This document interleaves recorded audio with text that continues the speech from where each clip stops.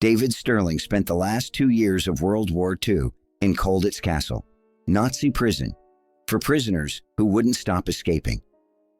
How did the man who founded the SAS end up there?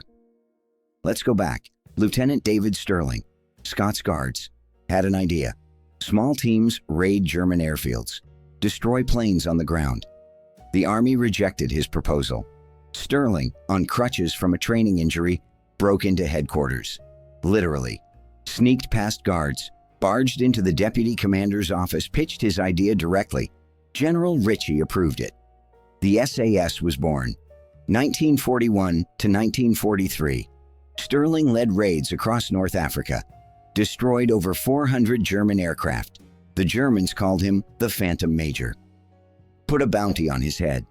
January 1943, Stirling's luck ran out. Captured by Germans in Tunisia, they knew who they had. The founder of the SAS sent him to maximum security. Stirling immediately tried to escape. Failed. Tried again. Failed. Tried again. The Germans, this guy won't stop, sent him to Colditz Castle, the castle for prisoners who wouldn't stop escaping.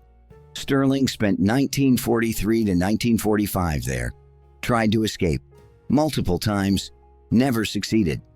But the SAS he created kept operating, kept raiding, kept winning. After the war, Stirling went home. The SAS became the model for special forces worldwide, all because one guy on crutches broke into an office in 1941 and refused to take no for an answer. Okay, David Stirling's story is different because this isn't just a war hero story. This is a rebellion against corporate hierarchy story, breaking the rules story, and sometimes you gotta break the rules to win. David Stirling was born November 15, 1915 in East Lothian, Scotland. Aristocratic family. The Stirlings of Keir. Yeah, Scottish aristocracy. Money, land, prestige. David was the youngest son, so he wouldn't inherit the title. But he got a privileged upbringing. Ampleforth College, Cambridge University. But here's the thing. David didn't really fit the academic mold. He wanted adventure, excitement, not normalcy. Dropped out of Cambridge, moved to Paris, tried to be an artist, failed. Then tried mountaineering. Actually got good. Joined attempts to climb Everest. But then, 1939. War. David enlisted. Scots Guards, his family's regiment. And finally, he found his purpose. 1940 to 1941. David was training with the Scots Guards, but he was bored. Traditional infantry training, marching, waiting. He wanted more. Early 1941, he heard something. They were forming a parachute unit. Commandos, special forces, dangerous missions. David volunteered. Got accepted. Joined Lay Force Commandos. Sent to North Africa, Egypt, Libya, to fight the Germans. But first, he needed to learn how to parachute. July 1941, parachute training. David was experimenting with new techniques, jumping from lower altitudes, faster deployment, risky but quicker, less time for the enemy to shoot you in the air. He jumped. The parachute opened late, too late, hit the ground hard, fractured vertebrae, back injury, excruciating pain, hospitalized. Doctors, you're lucky you're not paralyzed, but months of recovery, crutches, maybe never fully heal. David lay in that hospital bed, in pain, immobile. What would most guys think? Career over, medical discharge, go home. David thought something different. Lying in that hospital bed, he noticed something. The Allies were getting destroyed by German aircraft in North Africa. Luftwaffe, hundreds of planes, bombing Allied positions. The Allies couldn't stop them. They tried bombing the airfields. Didn't work. German air defense is too strong. They tried air-to-air combat. Germans had too many. The Allies were losing. And David thought, why? Why are we trying to bomb airfields with thousands of men in big raids? Why not use small teams? The idea was this. Small teams, maybe 4 to 5 men. Parachute behind enemy lines at night. Walk to a German airfield, sneak in, wait, plant plastic explosives on the planes, walk away. Boom, Planes destroyed. Small, silent, effective. Not big bombing raids, secret sabotage. David called it L Detachment Special Air Service. Special Air Service. Bomber SSAS. The name was a lie. To trick the Germans, make them think we were a parachute brigade. Actually, sabotage teams. David wrote the proposal in his hospital bed. When he got onto Crutches, he submitted it to his commanding officer. Commander, interesting idea, Stirling. I'll send it up. He sent it up, and the bureaucratic machine killed it. Now you got to understand this. The military is all about hierarchy. Chain of command, levels, approvals. You have an idea, you go to your commander. Your commander goes to his superior. His superior goes to his superior. At every level, someone can say no. And that's what happened to David's idea. First level. Interesting, I'll send it up. Second level. Too risky, but let's see. Third level. Aren't parachute drops unreliable? We just lost 3 last month. Fourth level. We don't have enough men.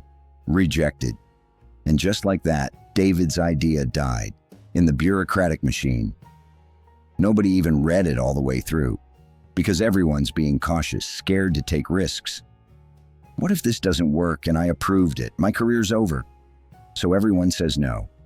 When David found out this happened, he was furious. He was still on crutches. His back was healing. But he had an idea, a good idea, and the army wasn't listening. What would most guys do? Give up. At least I tried. David Stirling didn't give up. He thought, if the bureaucratic machine won't listen, I'll bypass the machine. July 1941, Cairo, Egypt, Middle East headquarters, massive building, hundreds of officers, security tight. David Stirling walked up to it on crutches with his friend, Lieutenant Jock Lewis. Jock Lewis, another Scot, would help David create the SAS. They had a plan. David would enter from the right side, Jock from the left, find an office, someone high-ranking, pitch directly. They couldn't go through the front door. ID checks, clearance needed. So, they went around. David found an opening on the side. Guards were changing shifts, a gap. He slipped in, on crutches, yeah. Sneaked into headquarters on crutches, down a hallway. Officers walking by, nobody suspected. Because he was in uniform, looked like an injured soldier. Nobody asked, "What are you doing?" So he kept walking. Hobbled on crutches, past offices, looked at a sign. Deputy Chief of Staff, General Ritchie. Perfect. Did he knock? No. He barged in. General Neil Ritchie looked up from his desk. Papers, maps. Cairo was running the entire Middle East campaign. And suddenly, a lieutenant on crutches is barging into his office. Ritchie, who are you? How did you get in here? David, sir, my name is Lieutenant David Stirling. Scots Guards, I have an idea. The Army rejected it. So I'm telling you directly. Ritchie stared at him. What would most generals do? Get out, arrest him. But Ritchie was different. Ritchie valued bold ideas and audacity and initiative. And this guy had just broken into headquarters on crutches. Ritchie, sit down, talk. David talked.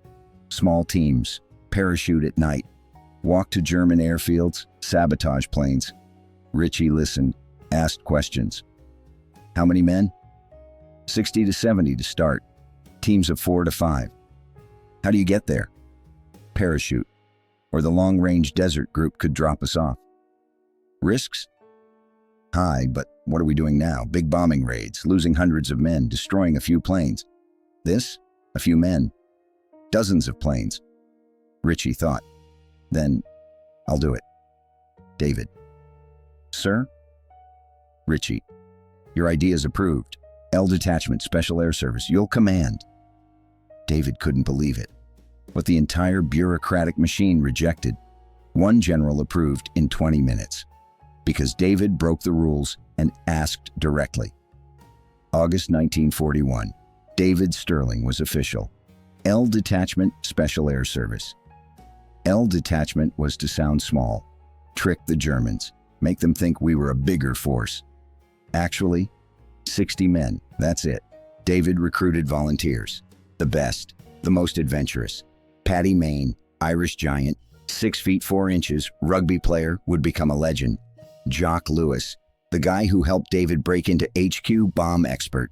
Reg Seekings, Johnny Cooper, Pat Riley. Tough guys, brave, a little crazy, perfect. Training started. Parachuting, navigation, weapons training, sabotage. Jock Lewis created a bomb. The Lewis bomb. Thermite plus plastic explosive plus oil. Small, light, deadly. One bomb equals one plane. Perfect. September 1941. They were ready. First mission. November 1941. First mission. They'd parachute into 5 German airfields. Destroy planes. David took his team.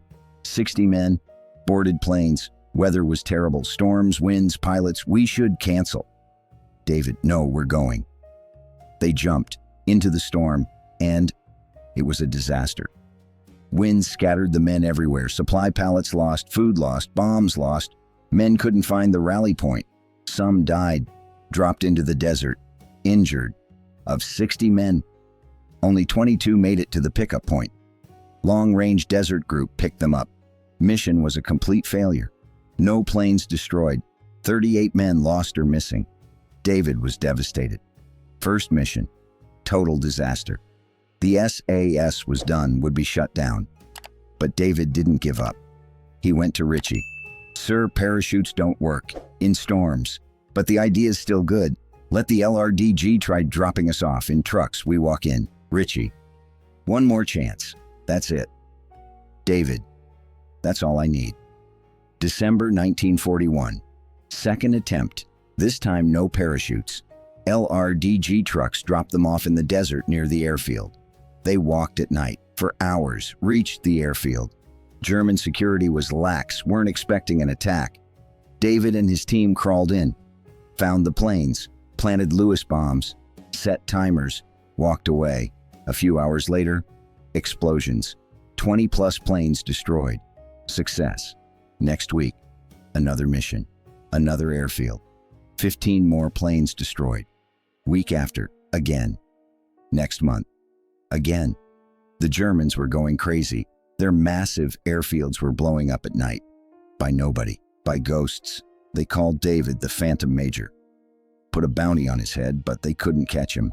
1941 to 1943, the SAS grew from 60 men to 300, then 500, not just David.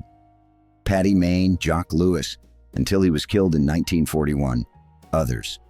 Total, over 400 German aircraft destroyed. Tanks, trucks, supply depots. The SAS changed the North Africa campaign. Churchill said, "The SAS was critical to our victory against Rommel in Africa." All because one guy barged into an office on crutches. January 1943. Tunisia. David was on a reconnaissance mission. Small team. German patrol caught them. Firefight. David's team tried to run. David got captured. The Germans knew who they had. The Phantom Major, SAS founder. Big prize. They sent him to Italy. Maximum security camp. David immediately tried to escape. First attempt, 1 week later. Failed, recaptured. Second attempt, 1 month later. Dug a tunnel. Failed. Third attempt, different camp. Failed. Germans, this guy won't stop. Late 1943, they sent him to Colditz Castle. In Germany, maximum security. For prisoners who wouldn't stop escaping.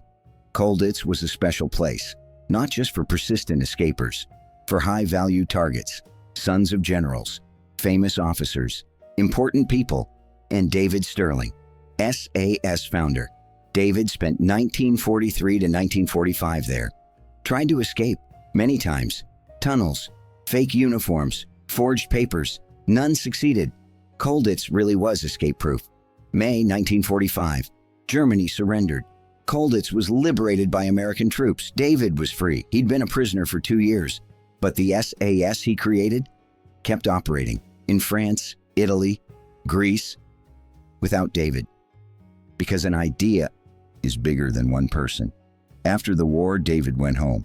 The SAS was almost disbanded after the war. Don't need it in peacetime. David fought, lobbied politicians to keep the SAS alive. The SAS was reformed. 22 SAS Regiment. David's legacy kept alive. Today, the SAS is the most famous special forces unit in the world. Every country has an SAS-type unit. U.S. Navy SEALs, Delta Force, everywhere, they all follow the SAS model. The model David Stirling created in 1941, in a hospital bed on crutches. So what does David Stirling's story tell us? Sometimes the system is wrong. Sometimes bureaucrats say no because they're scared, won't take risks. And sometimes you gotta bypass the system. David tried the right way. His idea went through the chain of command. It died. So he barged into an office on crutches, and it worked. But here's the critical thing. David didn't just rebel. He had a good idea. 400+ planes proved it. Rebelling isn't enough. You gotta be right. And David was right. Think about this. The army said no. David insisted. By 1943, 400+ planes destroyed. North Africa won. SAS became legendary, all because one guy on crutches refused to accept no. And here's the ironic part. David spent the last 2 years in Colditz, trying to escape, failing. But the SAS he created, still winning. Because sometimes the best legacy outlasts your physical presence. David created the SAS. The SAS grew without David. That's real leadership, creating something bigger than yourself. If this story moved you, hit that like button. Subscribe. Every week we rescue forgotten heroes from history. Drop a comment. Had you heard of David Stirling before? Thanks for watching. Thanks for remembering David Stirling, the guy who barged into an office on crutches and changed the world.